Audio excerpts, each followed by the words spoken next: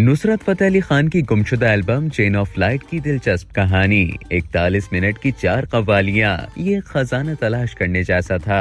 पाकिस्तान के लेजेंडरी कव्वाल और दुनिया मौसीकी के बेताज बादशाह नुसरत फतेह अली खान का एक गुमशुदा एल्बम चेन ऑफ लाइट उनके इंतकाल के 27 बरस बाद यूट्यूब पर रिलीज कर दिया गया।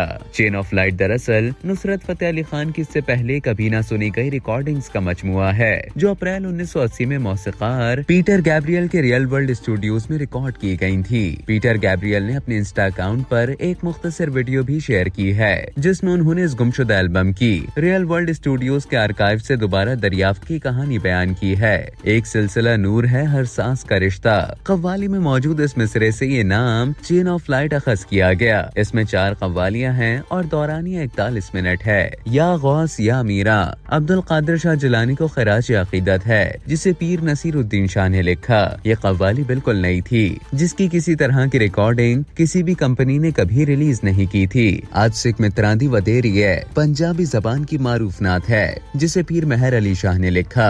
या अल्लाह या रहमान एक हमद है, जबकि खबरम रसीद इमशब अमीर खुसरो की मशहूर फारसी गजल है। इस तरह उर्दू, पंजाबी और फारसी जबानों की ये 4 कंपोजिशंस हैं, जिन्हें उस्ताद नुसरत फतेह अली खान ने कव्वाली के अंदाज में गाया है। बात की जाए कि ये गुमशुदा एल्बम 34 साल बाद कैसे मिली, तो नुसरत फतेह अली खान की एक गुमशुदा एल्बम 34 साल बाद दरियाफ्त होने के हवाले से रियल वर्ल्ड स्टूडियोज के औधरा मौलान ने बताया कि हम अपने टेप आर्काइव को दूसरी जगह मुंतकिल कर रहे थे। जब ये हो रहा था तो मैं उन टेप्स को एक एक करके देख रहा था। इत्तेफाकन मेरी नजर से एक एल्बम गुजरी, उस पर नुसरत फतेह अली खान का नाम लिखा हुआ था। ये खजाना तलाश करने जैसा था और हमें ये मिल गया। रियल वर्ल्ड स्टूडियोज की अमेंडा जोन्स ने बताया कि 90 की दिहाई में नुसरत फतेह अली खान अक्सर बरतानिया आते थे और हम उनके साथ काफी म्यूजिक रिकॉर्ड करते थे। वो काम के लिहाज से काफी मसरूफ वक्त था और उस वक्त नुसरत काफी जबरदस्त परफॉर्म कर रहे थे। उन्होंने बताया कि अक्सर हम अपनी जरूरत से ज्यादा म्यूजिक रिकॉर्ड कर रहे होते थे, क्योंकि वो अपने काम में माहिर थे।